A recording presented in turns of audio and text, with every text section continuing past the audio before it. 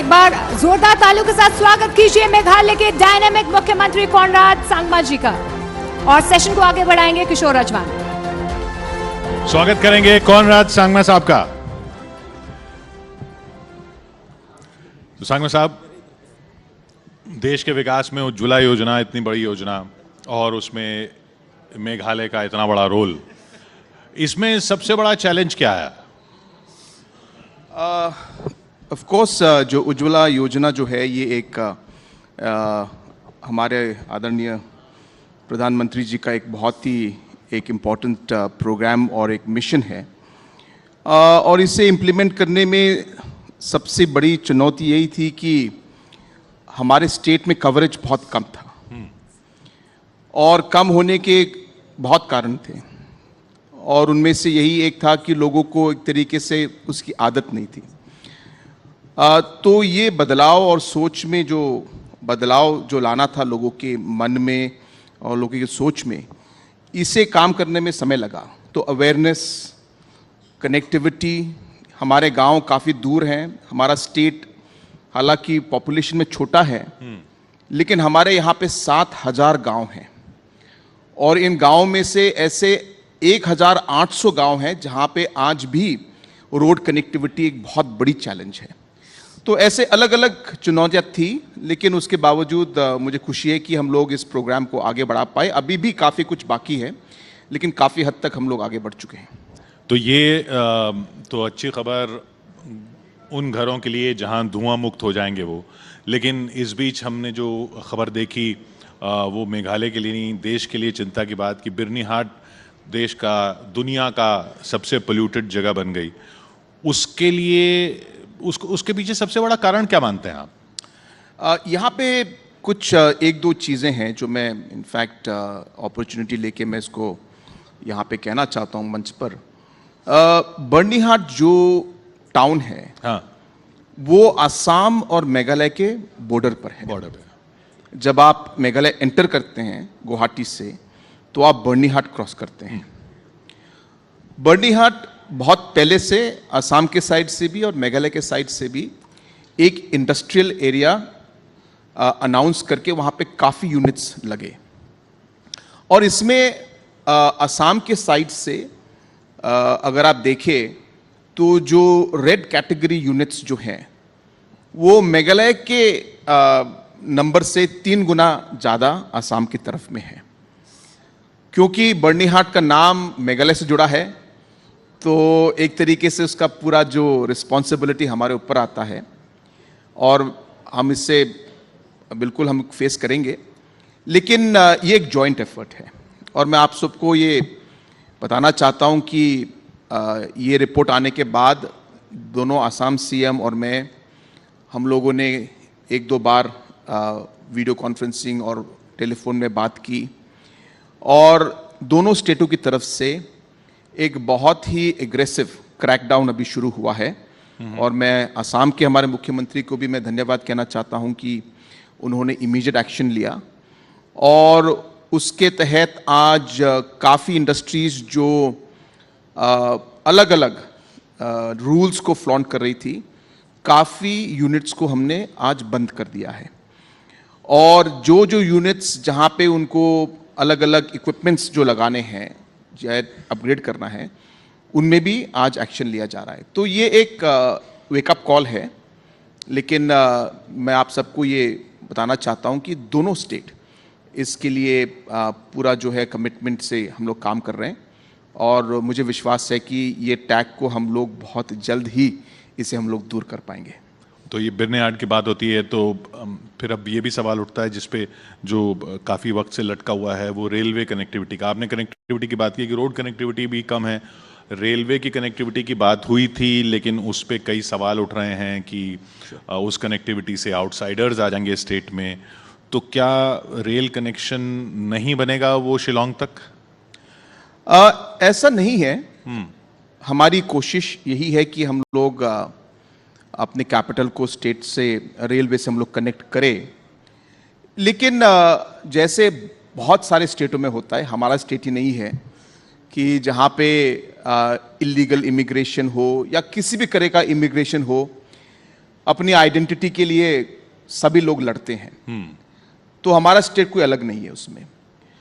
और हमारे स्टेट में जैसा आप जानते हैं कि हमारी जो ट्रेडिशनल ज़मीन है, हमारे लॉज हैं, लैंड होल्डिंग सिस्टम है, ये लैंड होल्डिंग सिस्टम हमारा जो है ये कम्युनिटी बेस्ड है। जमीन यानी कि मेघालय में सरकार का नहीं होता, ये कम्युनिटी का, पब्लिक का होता है। और ये एक बहुत ही एक तरीके से एक यूनिक है और बहुत अच्छी चीज़ है एक तरीके से। और इसलिए अभी जो रेलवे का जो हमें एक्सपेंशन करना है, इसके लिए हमें पब्लिक से ज़मीन खरीदना पड़ेगा। और इसकी वजह से जो है काफ़ी चैलेंजेस हैं। इलीगल इमिग्रेशन का इशू वैसे ही हमारे स्टेट में बहुत पहले से ही इसका इशू है। इसके लिए अलग अलग जो ऑर्गेनाइजेशंस हैं जिन्होंने आवाज़ उठाई है, उन्होंने सजेस्ट किया है कि हमारे यहाँ पे लॉज होने चाहिए जो प्रोटेक्ट करें इमिग्रेशन, इलीगल इमिग्रेशन, जैसे इनर लाइन परमिट, जैसे इनर लाइन परमिट का है, या अपने कोई लोकल रूल्स भी बने, लॉज भी बने। तो इस इशू के ऊपर भी काफ़ी चर्चा हुई है, काफ़ी काम भी हुआ है, लेकिन हम लोग उस लेवल तक नहीं पहुंच पाए। तो वो कॉन्फिडेंस लेवल जब तक नहीं आएगा तब तक काफ़ी इसके अगेंस्ट जो है लोगों का और कम्युनिटीज़ का और ऑर्गेनाइजेशंस का काफ़ी रेजिस्टेंस है। लेकिन मुझे विश्वास है कि धीरे धीरे बातचीत से, डायलॉग से और सबको कॉन्फिडेंस में लेके हम लोग इसे आगे बढ़ा पाएंगे। हमारी बातचीत यही है कि अगर हम लोग ट्रेन शुरू ना भी करें तो कम से कम गुड्स ट्रेन, जिससे हमारे किसानों का, हमारे एंटरप्रेन्योर्स का, हमारे अलग अलग बिजनेसों का और पब्लिक का जिसमें फ़ायदा हो, कम से कम वहाँ से हम लोग शुरुआत कर पाएँ। आपको या आपको नहीं, मतलब मेघालय के कम्युनिटीज़ को क्या डर है कि बाहर के लोग आ जाएंगे तो सारा पॉपुलेशन जो है वो उसके डेमोग्राफिक चेंज हो जाएगा, कॉम्पोजिशन चेंज हो जाएगा? जैसे मैंने कहा, ये हमारा जो है एक बहुत सालों से ही ये एक इशू रहा है। और ये एक इशू, जैसे मैंने कहा कि भाई हमारे स्टेट ही नहीं, आप किसी भी स्टेट में जाएं, सभी अपने आइडेंटिटी के ऊपर आवाज़ उठाते हैं। सभी कहते हैं दूसरे स्टेट से लोग आके क्यों यहाँ पे हमारे युवाओं के काम और जॉब्स को यहाँ पे छीन रहे हैं। तो इसी सिमिलर लाइन में ये सेंटिमेंट्स है। ऑफ कोर्स हमारे यहाँ पे स्टेट में हमारे लीडर्स ने पहले जब स्टेट मिला था काफ़ी लॉज और रूल्स बनाए, जैसे लैंड ट्रांसफ़र एक्ट, जहाँ पे हमारा ज़मीन जो है वो लोकल लोगों के अलावा और कोई नहीं खरीद सकता। इसका भी प्लस माइनस दोनों है, लेकिन ऐसे लॉज हमें प्रोटेक्ट करते हैं काफ़ी हद तक। तो इसलिए ये लोगों को समझाना ज़रूरी है। लेकिन मेरा मानना ये है कि एक ऐसा बड़ा प्रोजेक्ट जिसे हम लोग स्टेट में लाना चाहते हैं, हम अगर लोगों के विश के खिलाफ लाए या लोगों को कॉन्फिडेंस में न लेके आए, तो इससे लॉ एंड ऑर्डर के साथ साथ ओवरऑल स्टेट का जो डेवलपमेंट, जो हमने प्लान और विजन बनाया है, उसमें काफ़ी दिक्कत हो सकती है। ये वाली दिक्कत जो है, जो आपने कहा कि बाकी स्टेट्स में भी हो रही है, एक और उसके साथ साथ चल रही है वो एजुकेशन पॉलिसी को लेकर, ट्राई लैंग्वेज फॉर्मूला, वो मेघालय में भी इशू है। मेघालय में मीन्स अगर आप देखें इन जनरल, जहाँ हिंदी एक तरीके से एक मेन लैंग्वेज की तरह इस्तेमाल नहीं होता मेन स्ट्रीम में, तो उन स्टेटों में थोड़ी दिक्कत हो सकती है। मेरा मानना, पर्सनल ओपिनियन यही है कि अगर आप हमारे देश को देखें, और मैं दिल्ली में पढ़ा हूँ, मैंने एक्सपीरियंस किया है दिल्ली में, विदेश में, देश में, नॉर्थ ईस्ट में मैंने काम किया है, कि एक जो जिस तरीके से अगर हिंदी लैंग्वेज जो आप सीखे, उसका जो एडवांटेज आपको मिलता है वो एक अलग ही लेवल पर है। आज मुझे खुशी है कि मैं आज आके हमारे स्टेट गवर्नमेंट, सेंट्रल गवर्नमेंट के मंत्रियों से, ऑफिसर से, आपसे आज मैं बड़े कंफर्टेबल लेवल पर मैं आपसे बात कर सकता हूँ। आपकी मेरे जो सोच है, विचारधारा है, जो भी है मेरे मन में, मैं आपसे एक तरीके से एक कॉन्फिडेंस लेवल पे बात कर सकता हूँ। ये कोई बुरी चीज़ नहीं है, बहुत अच्छी चीज़ है। और जिस तरह पीएम साहब ने कहा है और भारत सरकार का जो ऑब्जेक्टिव है कि ये हिंदी ही नहीं, आप लोकल लैंग्वेज को भी प्रमोट कीजिए, तो ये एक बहुत ही पॉजिटिव स्टेप है और ऐसा होना भी चाहिए। मैं तो कहता हूं कि इसके साथ साथ हमने एक इंटरनेशनल लैंग्वेज भी हमको जोड़ना चाहिए। आज मेरे स्टेट के जो नर्सेज हैं, आज हम लोग जापान हमारे नर्सेज को भेज रहे हैं, और जापान से जब वो लोग वहाँ पे काम करते हैं उनको महीने में 1.5 लाख 2 लाख रुपए का उनको जो सैलरी मिलता है उसमें से कम वो लोग 1 लाख रुपया अपने घर में बेचते हैं। तो मेरी कोशिश ये है कि मैं अगले 3 साल 4 साल 5 साल 10 सालों में कम से कम 10,000 मेरे नर्सेस को मैं जापान भेजना चाहता हूं और इससे उनको एक्सपोजर मिलेगा, अपॉर्चुनिटी मिलेगा, स्टेट को फायदा मिलेगा और फैमिलीज को फायदा मिलेगा। और इसके लिए हिंदी, अपना लोकल लैंग्वेज, इंग्लिश और फॉरेन लैंग्वेज भी सीखना जरूरी है। लैंग्वेज सीखने से कोई आपको नुकसान नहीं होगा, आपको फायदा ही होगा, ये मेरा मानना है। तो स्टैलिन साहब को क्या कहेंगे आप? वो उनकी सोच है, मैं यहाँ पे कोई पर्सनल लेवल पे किसी के मतलब तमिलनाडु को क्या कहेंगे आप? नहीं, मेरा सिंपल मेरा मानना ये है कि हमें जो है हिंदी लैंग्वेज को सीखने में किसी भी तरह से कोई नेगेटिव सोच नहीं होनी चाहिए। ये कोई पॉलिटिकल एजेंडा नहीं है। ये अगर हम बोले कि हाँ हिंदी सीखो और अपने लोकल लैंग्वेज को आप प्रमोट ना करो तो मैं समझ सकता हूँ। तो जैसे मैंने कहा कि अगर आप कोई एडिशनल लैंग्वेज सीखे, इसमें कोई नुकसान नहीं है, इसमें फ़ायदा ही है। और मैंने पर्सनल लेवल पे देखा है कि आज हिंदी लैंग्वेज की वजह से जो अलग अलग लेवल पर मंत्री लोगों से मेरी बात होती है, मेरे स्टेट को इससे फ़ायदा होता है, क्योंकि मैं उनको जो है एक लैंग्वेज में हमारे स्टेट के प्रॉब्लम्स को मैं समझा पाता हूँ और उससे जो काम शायद मुझे 10 दिन 15 दिन 20 दिन या 1 साल लग जाए, वो उन कुछ 1 मिनटों में वो समस्या और प्रॉब्लम हल हमें मिलता है और काम होता है, बात पड़ती है। तो मेरे ख्याल से इसमें पॉजिटिव ही है। तो मेरा मैसेज यही है सबको, ऑनरेबल सीएम तमिलनाडु ही नहीं बाकी सभी सीएम्स को भी, कि ये एक पॉजिटिव चीज़ है। अपने स्टेट के लोकल लैंग्वेज को भी हमें बढ़ाना चाहिए और इसके साथ साथ हमें हिंदी भी सीखनी चाहिए। आपने कहा कि इससे केंद्र में भी काम करने में मदद मिलती है। बीजेपी के साथ रिश्ते कैसे चल रहे हैं आफ्टर मणिपुर? देखिए, मणिपुर में जो सिचुएशन या स्थिति हुई बहुत अनफॉर्चुनेट था।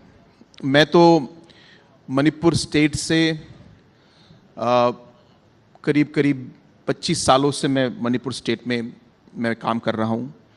मेरे late father Shri P A Sangma ji के साथ हम लोगों ने पार्टी को बढ़ाया और तब मैं काफ़ी छोटा था। तो मुझे याद है, मैं उस समय भी मैं मणिपुर में कैंपेन किया। तो मैंने मणिपुर के लोगों के साथ मेरा बहुत ही एक तरीके से गहरा संबंध है, पुराना संबंध है और मैं काफ़ी इमोशनली कनेक्टेड हूँ। और जो मैंने देखा पिछले 1.5 सालों में, वो जो हुआ वो शायद काफ़ी हद तक अवॉइड भी हो सकता था। ये मेरा मानना है, मेरा पर्सनल ओपिनियन है ये, मैं किसी को ब्लेम नहीं कर रहा। और मेरे ख्याल से एक सिचुएशन अगर आप हाइंडसाइट देखेंगे तो ये कहना इजी होता है, उस पॉइंट में डिसीजन लेना कभी कभी काफ़ी कठिन होता है। लेकिन जो भी हो, हम लोगों ने जब सिचुएशन देखा कि वो एक लेवल तक पहुंच गई जहां पे कोई कॉन्क्रीट स्टेप लेना ज़रूरी हुआ, तो हम लोगों ने उस समय डिसाइड किया कि हम लोग उस पर्टिकुलर गवर्नमेंट से हम लोग हमारा जो है समर्थन, हमारा सपोर्ट हम लोग विड्रॉ करेंगे। और हमने किया उस समय। लेकिन मेरा जो रिलेशनशिप आज एनडीए में बीजेपी के लीडरशिप के साथ एक बहुत ही ब्रॉड रिलेशनशिप है और इसके लिए मैं बहुत खुश हूँ और धन्यवाद कहना चाहता हूँ कि जो टॉप लीडरशिप बीजेपी में आज समझती है कि एक साथ कोalition में होने का ये मतलब नहीं है कि हम लोग हर चीज़ में हाँ बोले। हम लोग का मिशन, हम लोग का ऑब्जेक्टिव हाँ सही होना चाहिए, हमारी सोच सही होनी चाहिए। कभी कभी रास्ते अलग हो सकते हैं, कभी कभी हमारा स्टैंड अलग हो सकता है, इसका मतलब ये नहीं है हम किसी के खिलाफ है, लेकिन हमारे अंडरस्टैंडिंग में जो हमारा मकसद है वो इस रास्ते में चलकर वो मकसद पूरा नहीं होगा। और आज बीजेपी का जो लीडरशिप है वो ये बात काफ़ी हद तक समझती है और इसको रिस्पेक्ट भी करती है। और इसलिए जो स्टेप मैंने मणिपुर में उठाया उससे कोई मेजर डैमेज ऐसा कुछ नहीं है। हाँ, उन्होंने कहा था कि इसको हम लोग बात करेंगे, डिस्कस करके बढ़ाते हैं, लेकिन उस समय सिचुएशन काफ़ी टेंस था और हमें डिसीजन लेना पड़ा। लेकिन सिचुएशन उसके बाद आज थोड़ी सी सुधर गई है। मुझे उम्मीद है कि मणिपुर धीरे धीरे सही रास्ते पे हमें शांति के रास्ते में आएगा। समय लगेगा क्योंकि सिचुएशन बहुत कॉम्प्लिकेटेड है, लेकिन मैं सिर्फ ये कहना चाहता हूँ कि हम एक as a party, as of course a leader from the northeast also, we are happy to work in whatever way possible to bring back peace in the state of Manipur. इसका आपके पार्टी के अंदर भी आंकलन ऐसा लगा कि ऐसा था कि लोकसभा इलेक्शंस में भी आपको नुकसान हुआ इस रिलेशनशिप का बीजेपी के साथ, वो आप मानते हैं कि आगे चल के इसको अलग करना पड़ेगा, चेंज करना पड़ेगा, या इसमें कुछ लोगों को आपको एक्सप्लेन करना पड़ेगा? जो आप अभी कह रहे हैं कि ब्रॉडर अंडरस्टैंडिंग है लेकिन हर चीज़ में साथ नहीं है, ये लोग कैसे समझेंगे? बिकॉज वो नहीं, आपने सही कहा, ये पॉलिटिक्स में हरदम होगा और इससे हम लोग 100% इस कंफ्यूजन को हम लोग दूर कर पाएंगे ऐसा नहीं है। कंफ्यूजन रहेगा और जब पिछले इलेक्शनों में आपको शायद पता है या नहीं पता है, लेकिन 2017 से क्योंकि 2016 में मैंने पार्टी के अध्यक्ष का पोस्ट, मैंने पिताजी के गुजर जाने के बाद मैंने पार्टी के अध्यक्ष का पोस्ट लिया और 2017 में हमारे मणिपुर इलेक्शन हुए, हम लोग बीजेपी के खिलाफ लड़े। बिल्कुल। और उसके बाद भी 18 में भी हम लोग बीजेपी के खिलाफ लड़े, बिल्कुल ऑपोजिशन में थे और काफ़ी एग्रेसिव कैंपेन हुआ। 2019 में भी हम लोग इलेक्शन में बीजेपी के अगेंस्ट ही लड़े। 2023 में भी मेरे कॉन्स्टिट्यूंसी में प्रधानमंत्री जी आए और गृह मंत्री जी मेरे कॉन्स्टिट्यूंसी में 2-3 दिन रहे और काफ़ी मेरे अगेंस्ट भी उन्होंने इलेक्शन में कैंपेन किया। सो ये एक पॉलिटिकल, एक इलेक्टोरल पॉलिटिक्स का ये एक भाग है और ये होना है। तो ये हम लोग मानते हैं कि ये होना चाहिए और आगे भी होगा और आगे आने वाले इलेक्शन में भी हम लोग सिचुएशन को देखकर हम लोग डिसीजन लेंगे। लेकिन जहाँ तक मेरा मानना है कि पार्टी की आइडेंटिटी को मेंटेन करने के लिए, पार्टी के विजन्स को, पार्टी के ऑब्जेक्टिव्स को मेंटेन करने के लिए हमें हमारा इलेक्टरल लेवल पे अकेले लड़ना चाहिए ताकि लोग समझे कि हमारा विजन क्या है। और अगर उन्होंने हमें इलेक्शन में नंबर नहीं दिए फिर हम लोग पॉलिटिकल रास्ता ढूंढेंगे, लेकिन इलेक्शन के समय अपना ऑब्जेक्टिव क्लियर करने के पार्टी को अकेले खड़ा होना चाहिए। ये मेरा प्रिंसिपल बिगिनिंग से रहा है। मतलब इलेक्शंस में बीजेपी के साथ नहीं जाना चाहिए, लेकिन पोस्ट इलेक्शन अगर जरूरत पड़े तो जा सकते हैं। बिल्कुल, because after election depends on numbers. मेरे 2019 इलेक्शन में मुझे 19 सीट मिले, मुझे 11 एमएलएस की जरूरत थी। तो पब्लिक का मैंडेट वही था कि हम किसी पार्टी को पूरे नंबर नहीं देंगे, तो हमें कोalition ढूंढना पड़ा और बनाना पड़ा, बिकॉज सरकार तो बनानी है। 2023 में भी हमें 100% नंबर नहीं मिले, हमको 26 मिले, 19 से बड़े हम लोग 26 तक पहुंचे, फिर भी हम लोग 5 से चूक गए। तो फिर से हमें ढूंढना पड़ा और काम करना पड़ा। तो elections and formation of government are two different things, is what I am saying. They are of course part of the same coin, but in a way two different parts, because electoral politics is one and government formation and administration is one. They are connected but not 100%. ये voter समझता है ये बात? सब नहीं समझते। मैं आपकी बात सही है, सब नहीं समझते, लेकिन ये हमारा स्टैंड है और हमने कोशिश की है कि इसको समझाए। ऑपोजिशन तो बिल्कुल नहीं समझता ये पार्ट और वो इशू को लेके आते हैं, बट दैट्स फाइन। लेकिन जहाँ तक जैसे मैंने कहा इलेक्ट्रल पॉलिटिक्स का सवाल है, हम सोचते कि पब्लिक को और वोटर्स को ये समझ नहीं है, लेकिन पब्लिक काफ़ी समझदार है और आज की दुनिया में लोगों को काफ़ी डिटेल में, गहराई में इसकी समझ है। तो to answer your question, voters know how to vote, where to vote and what will happen post election. The public knows even better.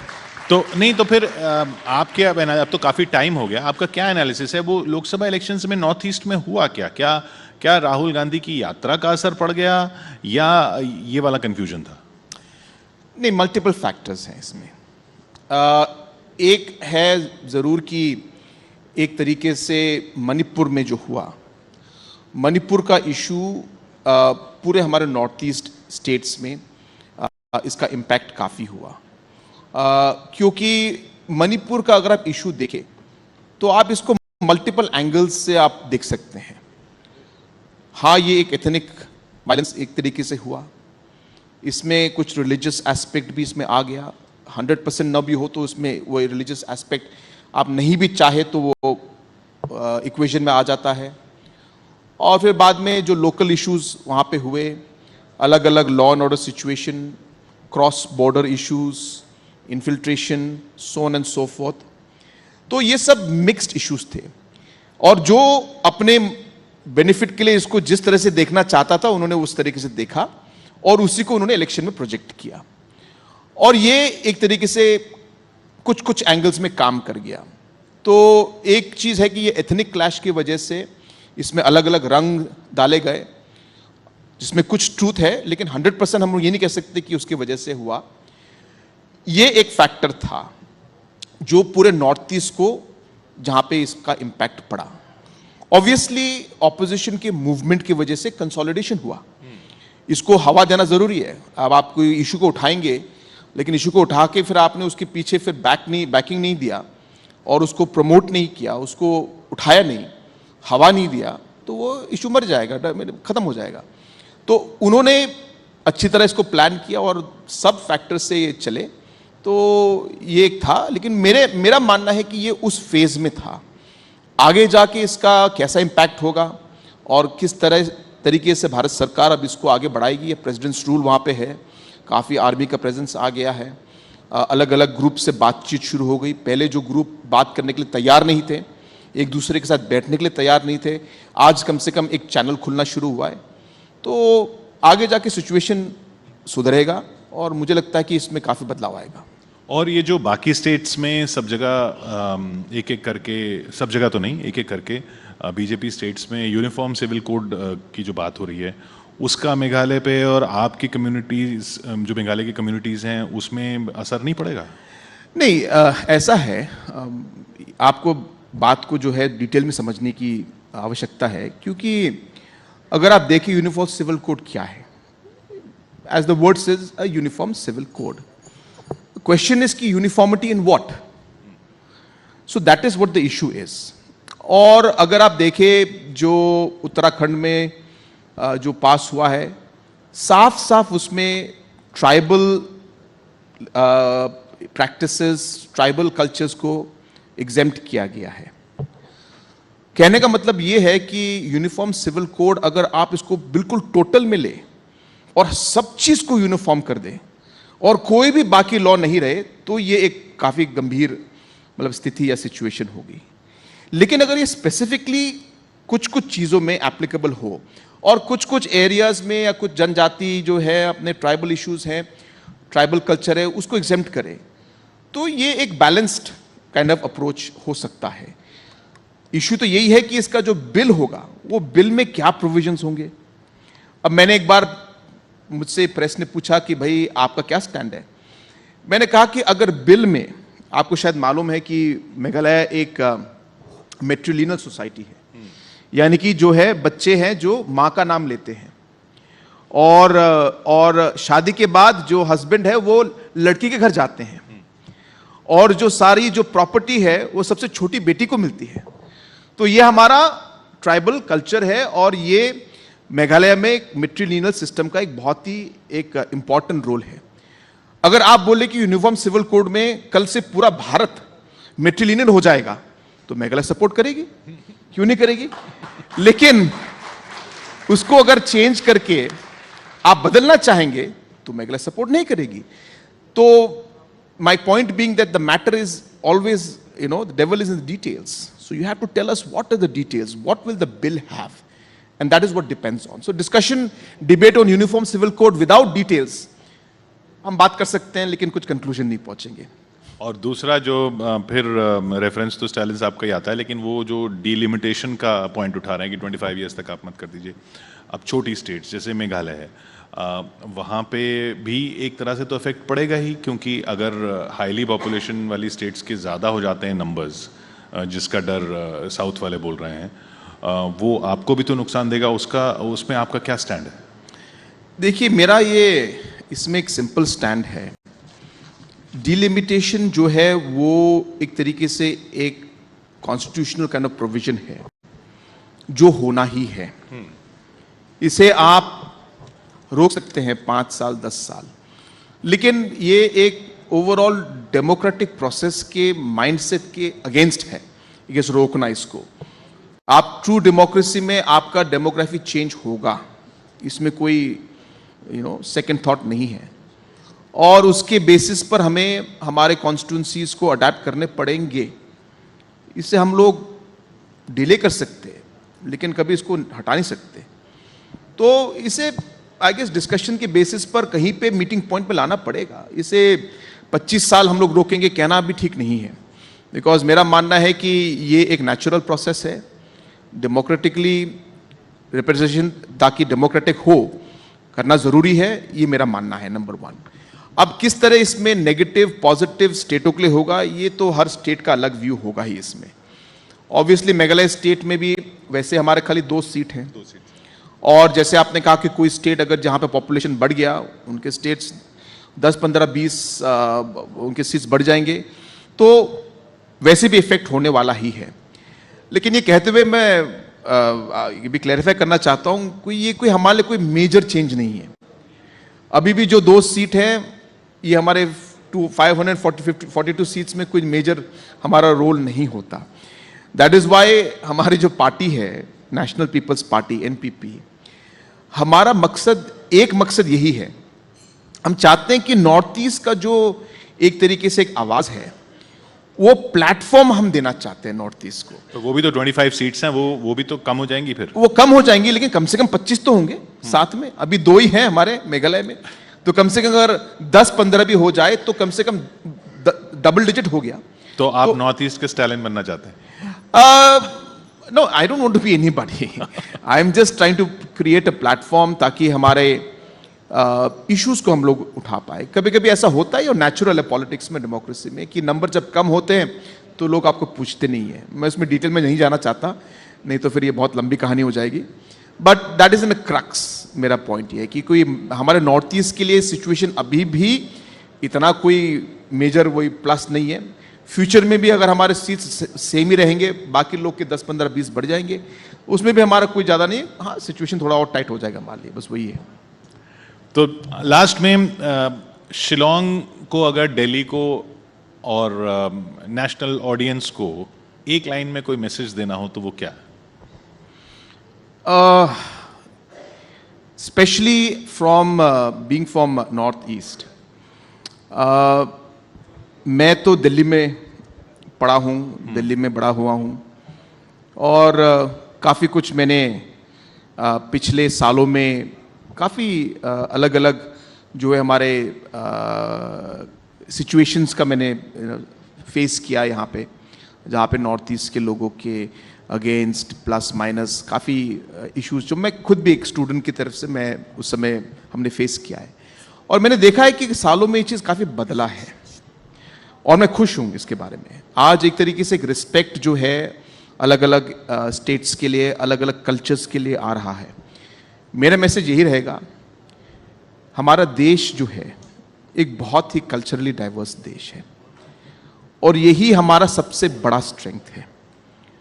और इसको हम लोग आगे जाके एक यूनिफाइड वे में अगर हम लोग आगे बढ़े, तभी हम लोग देश को और आगे बढ़ा सकते हैं। जो हमारे लीडरों का, प्रधानमंत्री जी का और सभी लीडरों का जो एक सोच, एक मकसद है कि India should be in the top 3 and top 1, the best country. This can only be achieved when every Indian contributes and every Indian works together. And for that, we need to ensure that we all must work together, respect each other, and work towards a unified goal of taking the country forward. तो मेरा यही message है सबको कि सभी हम लोग एक साथ काम करें, सभी को रिस्पेक्ट करें, तभी हमारा देश जो है आगे बढ़ेगा, तभी हमारा देश पूरी दुनिया में नंबर 1 देश होगा। और शायद इसी मैसेज की सबको जरूरत है। जैसा सांगमा साहब ने कहा, यूनिफाइड का मतलब यूनिफॉर्म हमेशा नहीं होता है। बहुत बहुत शुक्रिया आपका सांगमा साहब हमारे साथ यहाँ जुड़ने के लिए। Conrad Sangma, chief minister Meghalaya, बहुत बहुत शुक्रिया हमारे साथ बातचीत करने के लिए। और मैं गुजारिश करूंगी कि आप मंच पर बने रहें। अब मैं मंच पर आमंत्रित करना चाहूंगी न्यूज़ 18 इंडिया और हिंदी डिजिटल के मैनेजिंग एडिटर ज्योति कमल जी को कि वो मंच पर आएं और मेघालय के मुख्यमंत्री कॉनराड सांगमा जी को डायमंड स्टेट्स अवार्ड से सम्मानित करें। एक बार जोरदार तालियां। News 18 India diamond states awards. News 18 India diamond states awards.